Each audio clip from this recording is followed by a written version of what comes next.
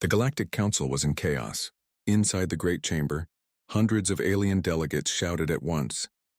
Their voices clashed like thunder echoing across the hall. Fear was painted on every face, no matter the species. Whole civilizations were falling. Entire planets burned. The reason? A new enemy had appeared, an unstoppable swarm that spread like fire across the stars. They destroyed fleets without slowing down, consumed colonies without mercy, and left nothing but ash in their wake. For months, the Council had argued. They tried diplomacy, they tried peace, but the swarm never answered. They only advanced, killing everything in their path. Now the galaxy was running out of time. "Order!" shouted Chancellor Vorix, slamming his clawed hand on the council table. His voice cracked with desperation. "We cannot argue any longer. The swarm will reach our home systems within weeks." Another delegate, her scaled skin trembling, leaned forward. "Then what do you suggest?" "Our fleets are broken. Our weapons are useless. We are out of options." A dark silence followed. Everyone in the chamber knew the truth. The galaxy was powerless. Finally, an elder being with silver eyes spoke, his voice low and heavy. "There is one option left, but it is forbidden." The room froze. All eyes turned toward him. He continued, "We could send a signal, a distress call, to the Deathworlders." Gasps filled the chamber. Some delegates hissed, others shouted in anger. "No, never. Do you want to doom us all?" "They are worse than the swarm." The word Deathworlders was enough to fill every heart with terror. They were a race so feared no one dared speak their true name. Stories of them were told in whispers, beings who came from a cursed world, born in pain, hardened by violence, impossible to kill. Many in the chamber believed they were only a myth. Others claimed the Deathworlders were real but long gone. Still, the elder repeated, "If the swarm destroys us, nothing will remain." "The Deathworlders are our only chance," arguments erupted. Delegates pounded fists, waved arms, shouted threats. Some said they would rather die than call upon such monsters. Others begged for survival at any cost. Finally, Chancellor Vorix raised his voice again. "Silence." He stood tall, his wings shaking. "You all know the swarm cannot be stopped. If we do nothing, the galaxy ends. If we call the Deathworlders, perhaps we trade one danger for another. But at least we will live to see tomorrow." Reluctantly, slowly, the council voted. The result? Yes. They would send the signal. Deep beneath the council chambers, a secret chamber opened. For centuries, this transmitter had been sealed away, forbidden to use. Its purpose to contact the Deathworlders, should the galaxy ever face its final hour. Engineers worked in silence, their hands shaking as they entered codes older than memory. The machine hummed, awakening after thousands of years. One alien whispered, "If they answer, will they save us or destroy us?" Another replied, voice hollow, "We are about to find out." The message was sent, an encrypted SOS pulsing across the void, flying into the darkest reaches of space. In the council chamber above, the delegates sat in silence. For the first time in history, the galaxy prayed to monsters. Days passed. The swarm grew closer. Worlds continued to burn. The council received no reply. Some believed the Deathworlders had never existed at all. Others hoped the silence meant safety, that the galaxy's most feared race would not rise again. Then, everything changed. One night, the great screens inside the chamber flickered alive. Strange symbols, unreadable codes spread across the displays. The counselors froze, their hearts racing. "It's a response," whispered an engineer. "The Deathworlders. They heard us." The chamber darkened. A voice spoke, deep and calm, not monstrous, not alien, it was human. "Your message was received," the voice said. Its tone was steady, controlled, almost cold. "We know of your swarm. We know of your fear. You asked for the Deathworlders." Delegates leaned forward, hardly breathing.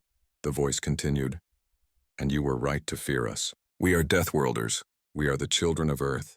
Gasps filled the hall. The name, Earth, was unknown to many but whispered in ancient records. The voice paused, then spoke again. "Do not mistake us for saviors. Do not mistake us for gods. You begged the Deathworlders for aid." The chamber went silent, the entire galaxy holding its breath. Then the voice spoke its final words. "We received your message. Earth is listening." The screens went black. The chamber exploded into chaos once more. But this time it was not fear of the swarm that filled their hearts. It was fear of what they had just awakened. The chamber was frozen in silence. Every alien delegate stared at the black screen where the voice had just spoken. No one moved. No one dared breathe. It was not a monster's roar. It was not the voice of a god. It was something far worse, calm, human, and terrifying in its certainty. The Deathworlders were real. And they had answered, fear of the name. The council erupted again, voices trembling with panic. They exist. The myths were true. We are doomed. One delegate, a tall insectoid with glassy black eyes, hissed, "We begged for help, and instead we summoned predators." "This is worse than the swarm," others shouted back. But they replied, "They hurt us." "Yes, but what price will they demand?" "They will enslave us all." The word Earth spread through the chamber like wildfire. Some remembered scraps of ancient history, tales of humans who once walked among the stars long ago. Warriors, explorers, inventors, but also destroyers, Deathworlders. One elder whispered in fear, "I told you they were real. I told you Earth was never dead." The growing swarm, while the council argued, the galaxy continued to burn. The swarm showed no mercy. Systems fell one after another. Fleets sent to defend colonies were torn apart in minutes. The enemy adapted to every weapon used against them. It became clear that nothing could stop them. Reports arrived daily. Worlds screaming for help. Cities turned to ash. Entire populations consumed. Even the strongest civilizations were broken.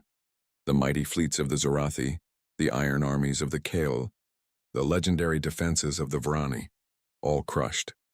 And through it all, the swarm only grew larger. The council was desperate, but the thought of humanity's return terrified them even more. The debate chancellor Vorik stood, wings trembling as voices clashed around him. "They are monsters. If we invite them into our space, they will never leave. And if we do not?" Vorik shot back. "The swarm will eat us alive. We will beg for death before it ends." Another counselor spat. "You speak of one nightmare to fight another. We will be crushed either way." Vorik looked across the chamber, his eyes blazing. "At least with the Deathworlders we have a chance. With the swarm we have none." The chamber fell into silence again. His words were true. Still, fear clung to the room like smoke. The first sight days later, the first human ship appeared. It was detected at the edge of council space, a single vessel, moving slowly with strange energy readings, unlike anything in the galaxy. At first, many believed it was a trick or a ghost signal, but then it entered visible range. The aliens saw it, and they trembled. The ship was not massive, not the size of a planet like some alien dreadnoughts. But there was something unnatural about it. Its surface was black metal, sharp edges gleaming under distant starlight. Its shape was not smooth or beautiful like most alien vessels. It was brutal, functional, built for one purpose: war. Every scanner failed to read it. Weapons, power systems, life signs, all hidden. The ship was a shadow, and shadows meant fear. The council ordered scouts to approach the vessel. 3 light ships launched, circling the human craft from a safe distance. "Unknown vessel, identify yourself," one alien commander demanded. His voice trembled, though he tried to sound strong. At first, silence. Then a calm human voice replied, "This is the vanguard of Earth. You called for aid." "We came," the alien shivered. The voice was the same as before, cold, certain, unstoppable. The commander gathered courage. "If you are truly here to help, show us your weapons. Show us your strength." For a moment, nothing happened. The human ship drifted silently. Then its hull shifted. Small panels slid open. The scouts panicked. "Weapons lock detected." They tried to retreat, but it was too late. A single pulse of light flashed from the human ship, and the 3 scouts vanished. Not destroyed, not wrecked, simply gone. No debris, no signals, no trace. The council chamber exploded with cries of horror when the report came. "They killed them instantly. No weapon can do that. They are demons." But Chancellor Vorik whispered something only a few could hear. "They were showing us a warning, not their true power." The broadcast hours later, every screen across council space activated. The human voice spoke again. "You asked for the Deathworlders, and you were right to fear us. For we are death. We are survival. We are humanity." The voice paused. The silence that followed was heavier than any words. Then it said, "Do not mistake our arrival for weakness. We did not come because we are your servants. We came because the swarm threatens us all. We will fight them, but if you cross us, you will not survive. The broadcast ended. The galaxy was silent. Reactions. Across the stars, some worlds cheered. For the first time, there was hope. If the humans were real, maybe the swarm could finally be stopped. Others trembled in terror. The Deathworlders were back, and their weapons were beyond anything the galaxy could understand. Even within the Council, the debate raged. Should they welcome the humans? Or prepare for war against them? But deep down, everyone knew the truth. They had no choice. Without who? The galaxy waited. After the human broadcast, fear and hope mixed across every world. For the first time, the swarm had not been the only terror in the stars. Now something older and far more mysterious had risen from the shadows. Earth. The Deathworlders. The myths that were never meant to return.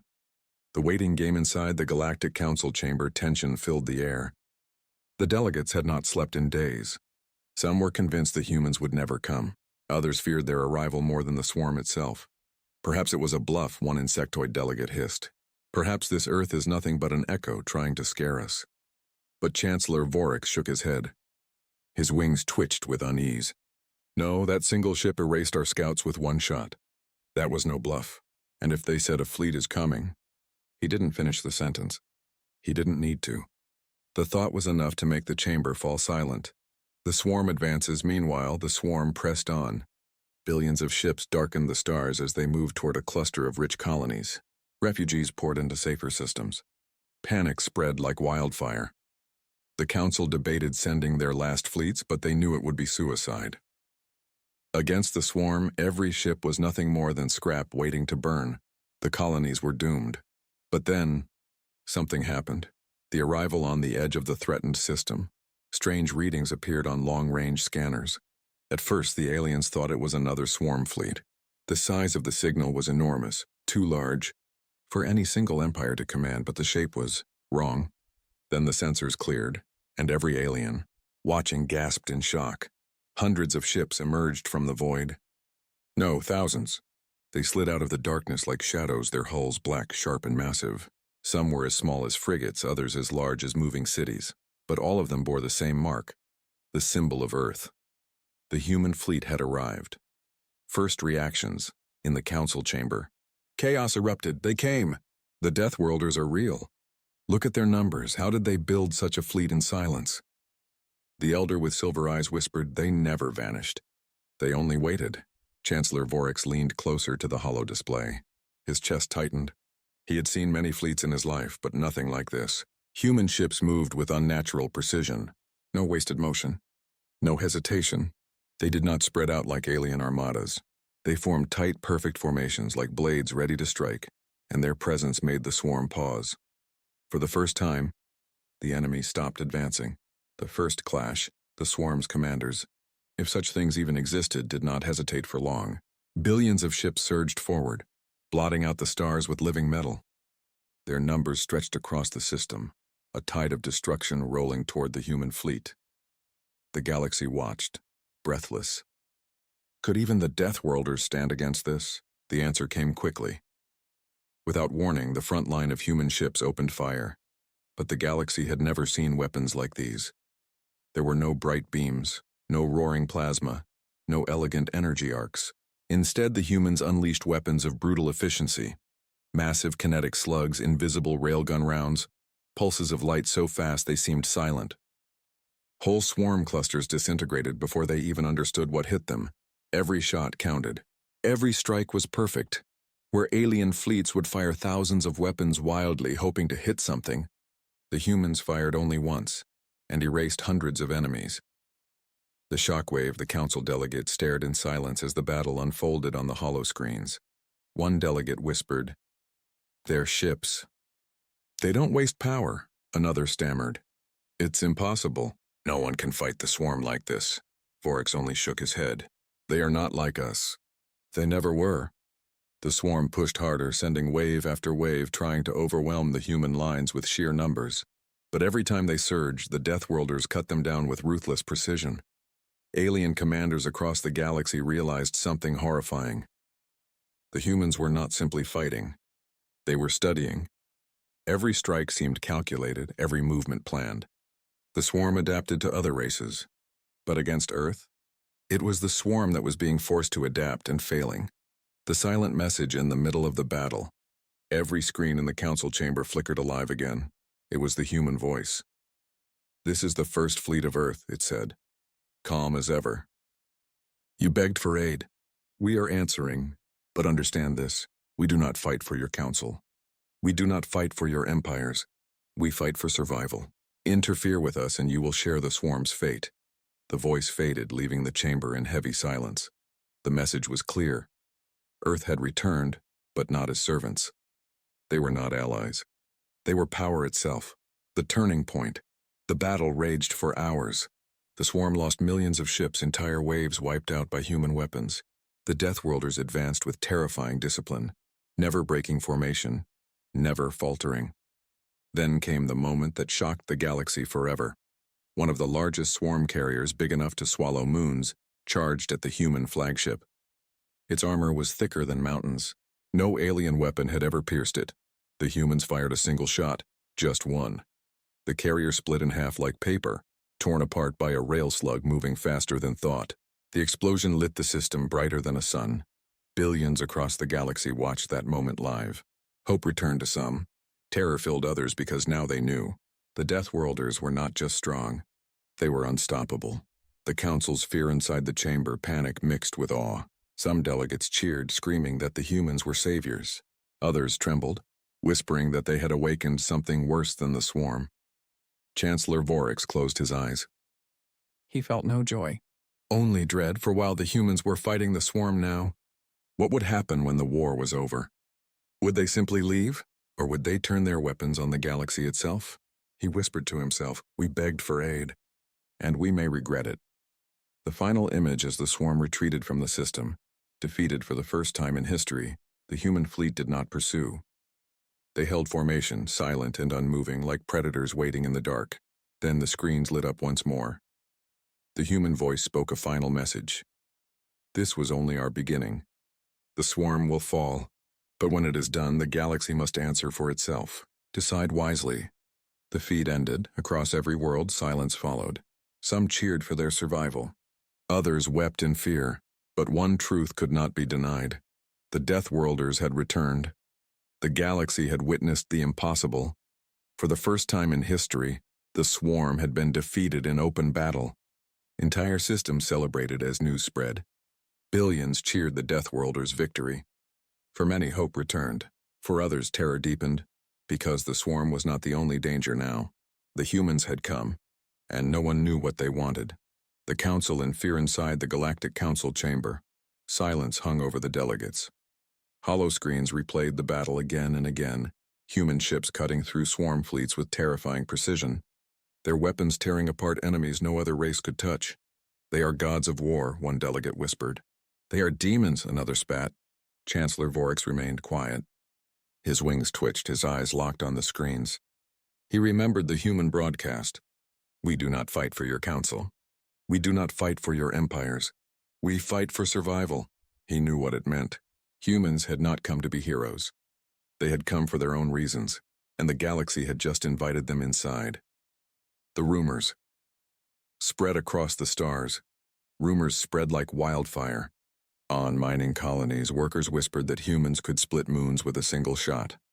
On trade hubs, merchants claimed humans had hidden fleets for thousands of years, waiting for this moment. On frontier worlds, refugees prayed to the name Earth, hoping the Deathworlders would save them next. But there were darker whispers too. Some remembered ancient stories. Tales of a war long ago when humans had fought half the galaxy and nearly won. Stories of worlds burned, empires shattered, enemies hunted until extinction. Now those same humans had returned, and no one knew if they had come to save or to conquer. The summons. 3 days after the battle, a message arrived at the council. It was short but heavy with command. "Send your leaders. Earth will speak." The chamber shook with debate. "They summon us?" One delegate shouted. "They think themselves our masters already. Do you wish to refuse?" Another shot back. "Did you see what they did to the swarm? If we deny them, we may be next."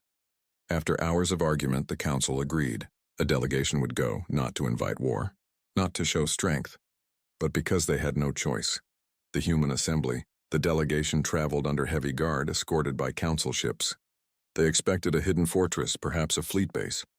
What they found was something far more unsettling. The humans met them aboard a colossal station. Its design was unlike anything the galaxy had ever seen. Black metal stretched for kilometers, bristling with weapons that made even the most advanced alien dreadnoughts look like toys. And yet, the humans themselves were not monstrous. They were tall, strong, but strangely ordinary. Their eyes were sharp, their movements precise. Their bodies carried scars, signs of a species forged in survival. The aliens had feared demons. Instead, they found men and women who looked calm. Too calm, that was worse. The conversation. The human commander stepped forward. His uniform was plain, but his presence filled the chamber. His voice was the same one the galaxy had heard in every broadcast. You asked, and the galaxy would never be the same again. The galaxy had no time to argue. Barely a week after the human ultimatum, the swarm moved. It wasn't just a raid. It wasn't just another assault. It was the largest swarm offensive in recorded history. The swarm awakens at the edges of known space. 1,000 worlds screamed at once. Swarm fleets poured out of dark rifts, their numbers endless, their ships blotting out suns. Entire systems vanished under the tide. Colonies burned in hours. Fortresses that had stood for centuries fell in a single day. Every world sent the same desperate call. The swarm is here. They cannot be stopped. And this time even the Council knew the truth. Without Earth, the galaxy would not survive.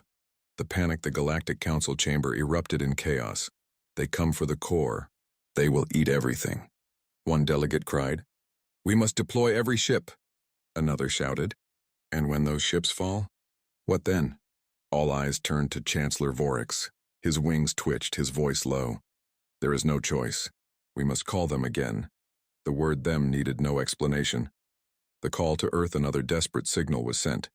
This time, the humans answered instantly. A single transmission cut across every channel, every frequency. The same calm voice as before. "We are aware." The swarm moves. "Your fleets will not hold. Withdraw." Alien commanders shouted in protest. "Withdraw? Those are core systems. We cannot abandon them." The human reply was colder. "Abandon them or lose everything. We will handle the swarm. But you will obey." It was not advice. It was an order, and the terrifying part? The Council obeyed. The waiting game for 3 days, the galaxy watched in terror as the swarm advanced. Alien fleets retreated system by system, leaving billions behind. Worlds screamed as they were swallowed by endless claws and teeth. And yet the humans did nothing. They did not rush to defend the colonies. They did not scatter their forces to protect the weak. They waited. To the galaxy it looked like madness. To Earth it was strategy. The reveal on the 4th day, as the swarm prepared to break into the galactic core, the trap was sprung. The stars themselves changed. At first it was faint, a ripple across space. Then came the shadows. One by one human warships emerged. But these were not the frigates and destroyers the galaxy had seen before. No, these were giants. Colossal dreadnoughts slid out of the void, each the size of a small moon. Their black hulls drank in the starlight. Entire swarms of smaller craft flew in formation around them, disciplined, silent, lethal. Alien eyes widened in horror and awe. This isn't a fleet," one whispered. "No," another said, trembling. "This is an armada, the human war machine." The human commander appeared again, broadcast to every corner of the galaxy. "You thought you saw our strength," he said, his voice cold and steady. "You saw only the blade. Now you will see the hand that wields it." And with that, the war machine moved. Thousands of human warships surged forward in perfect formation, not scattered, not desperate, not chaotic like the Council fleets. Every movement was precise, every strike calculated. The swarm met them head-on, a tide of flesh and metal, and the stars themselves lit with fire. The Battle of 9 Suns. The first great clash was remembered forever as the Battle of 9 Suns. Swarm fleets struck with overwhelming numbers, crashing against human lines like waves on rock. Their living ships spat acid, claws ripping through void, their vast carriers birthing endless drones. But the humans did not break. Their weapons tore through swarm flesh, beams burning hotter than suns. missiles striking with surgical precision. For every human ship lost, 100 swarm vessels were annihilated, and then the humans revealed their true terror. Colossal cannons fired from the dreadnoughts, blasts that ripped entire swarm fleets apart in single shots. Worlds that had been lost only days before were cleansed in minutes. The swarm burned to ash. Aliens watching from afar wept in silence. They had begged for saviors. What they saw instead were gods of destruction. The fear across the council fleet's officers watched in horror.